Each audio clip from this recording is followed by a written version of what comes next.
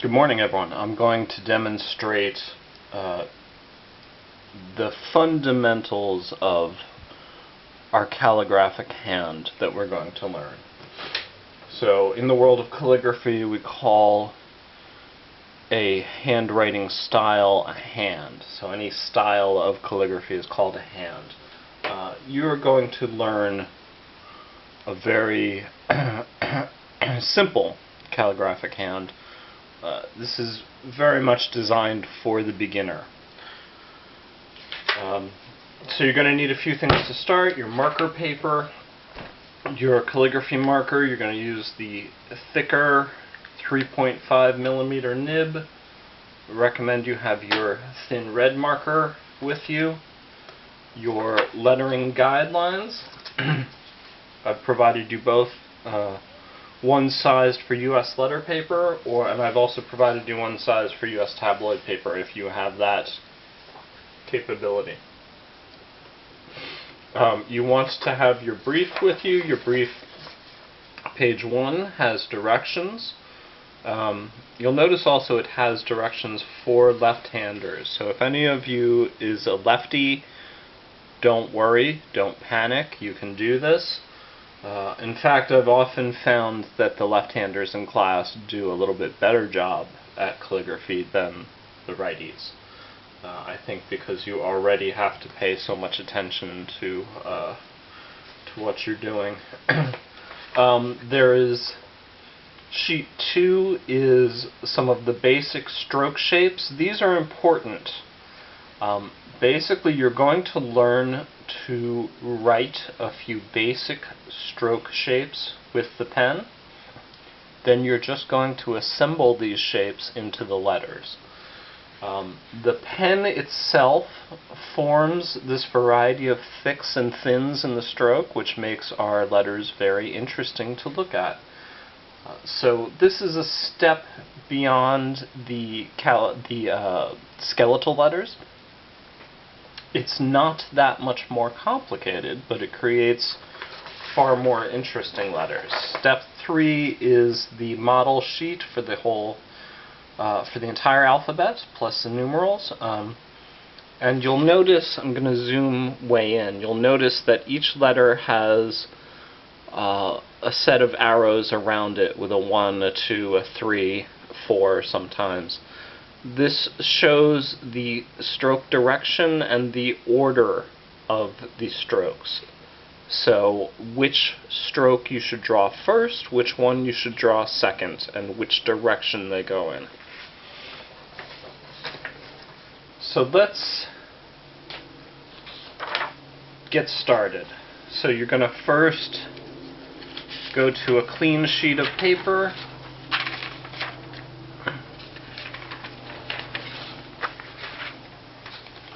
Lay your lettering guide under it. I've already started some of the practice strokes here, so I'm going to use this sheet again so as not to waste paper.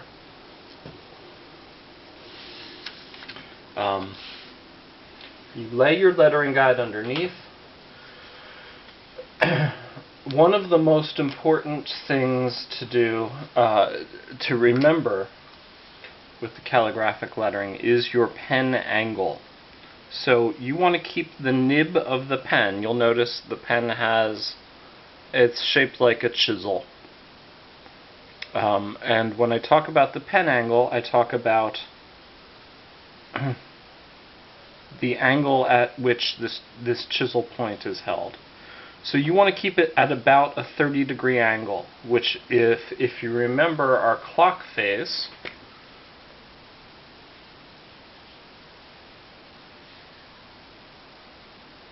so straight up and down is 12 o'clock, our baseline is at 3 o'clock.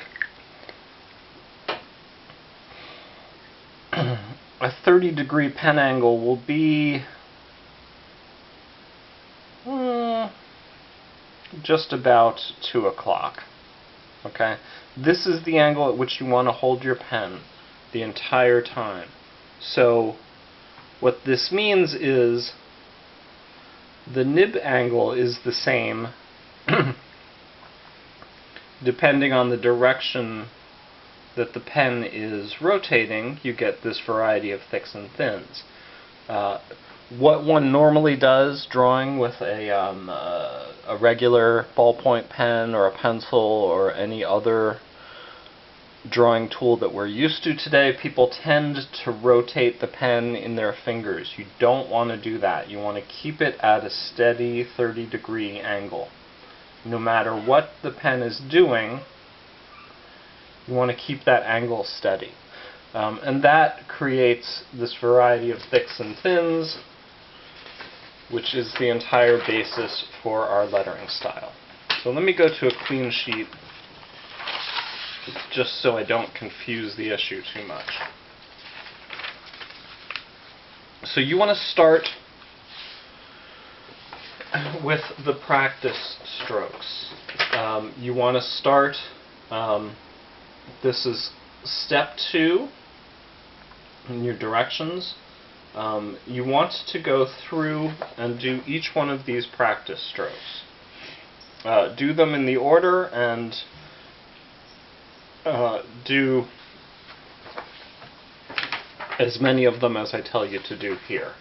This is really a kind of a muscle memory thing that I think it's a lot like the Karate Kid, the original movie from the 80s, where basically you repeat the same motions over and over and you get better at them, and they become more instinctual and muscle memory. So let's first do our angled, our straight strokes rather. We have diagonal, we have horizontal, we have diagonal right leaning, and we have vertical. For these, you're just going to go from the X height to the baseline, keeping your pen at 30 degrees. I highly recommend that you just do these in groups of 3 diagonal left leaning, 3 diagonal right leaning, 3 horizontal, 3 vertical. Now you may notice a few things here. That the left leaning diagonals are incredibly thick, that the horizontal strokes are about a medium thickness, the right leaning diagonals are incredibly thin. This is good. This is what you want. This means that you're keeping the pen at a 30-degree angle. If you don't have this variety of thick and thins, then keep an eye on your pen angle. So you want to just keep repeating these in groups of 3. What did I say? I think you should do at least 1 line on your practice page of this until you're feeling confident with it. If you're still feeling sort of shaky, do a 2nd line. Basically what you want to go to is that Karate Kid wax on, wax off moment where you can just do these strokes without thinking about them. If you don't have this variety of thicks and thins, then correct your pen angle. Make sure that you're keeping the pen at a 30-degree angle. Once you're fairly confident with this first group, then you want to move on to vertical and horizontal strokes with what I call entrance and exit strokes. So basically, you make a little move of the pen to move into the stroke, and I'll demonstrate that. This is just basically, it's something of a cheap trick, really, to make the strokes look neater. So, before we were just doing straight horizontals, straight verticals. Now we are going to just move the pen into the stroke slightly. Alright, so it moves up in, travels across, and moves up out.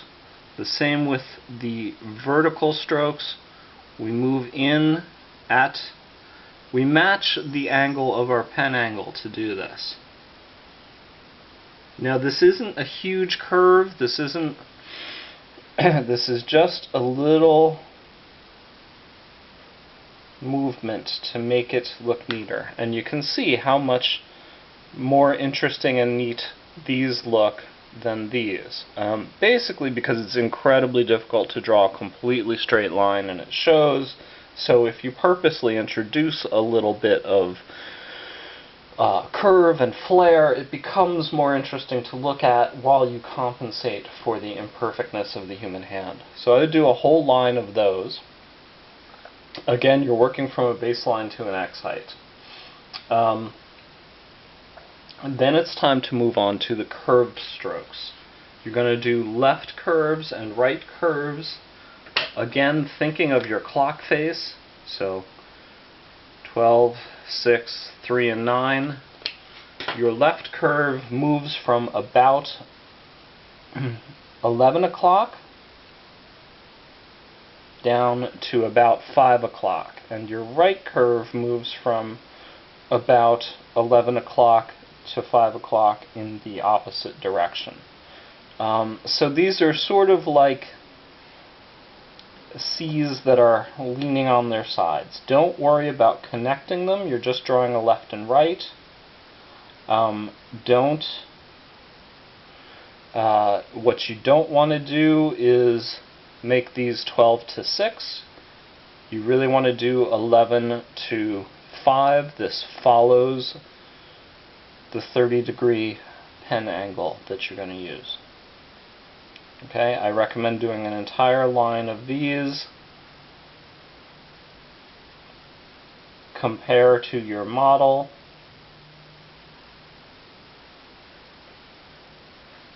And you're going to be like Daniel in the Karate Kid.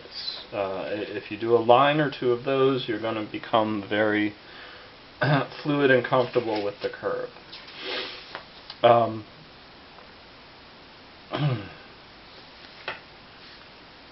You will have already practiced some vertical strokes with entrance and exit strokes. When you're comfortable with them, then you should go from the ascender height to the baseline. So it's just a longer stroke. That's all it is. The only difference is the distance that you travel.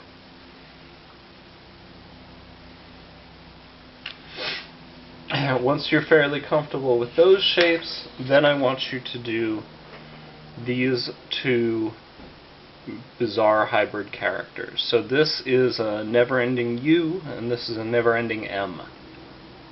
The U is a combination. Basically, you have your straight vertical stroke, you have your left-hand curve. This is made entirely of those two shapes. So this stroke is made from starting with the vertical curve at the top, moving into the left-hand curve at the bottom.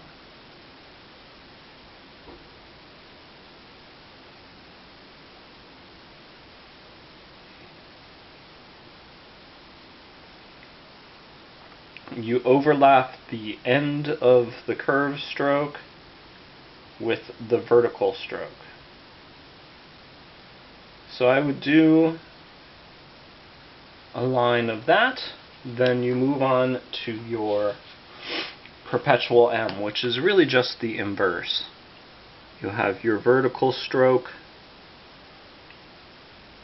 and your right-hand curve. To make the M, you start with a vertical stroke, left-hand curve that transitions into a vertical line.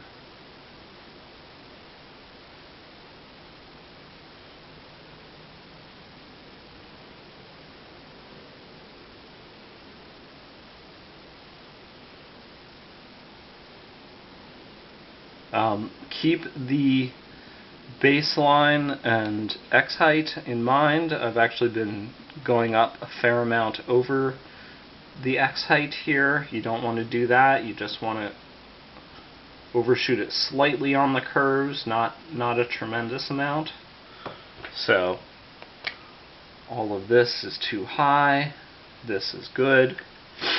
I would do a whole line of the perpetual M.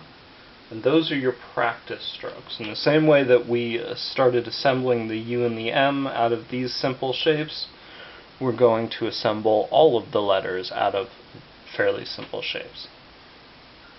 I'm going to take a quick break, then I'm going to come back and show you the letters themselves.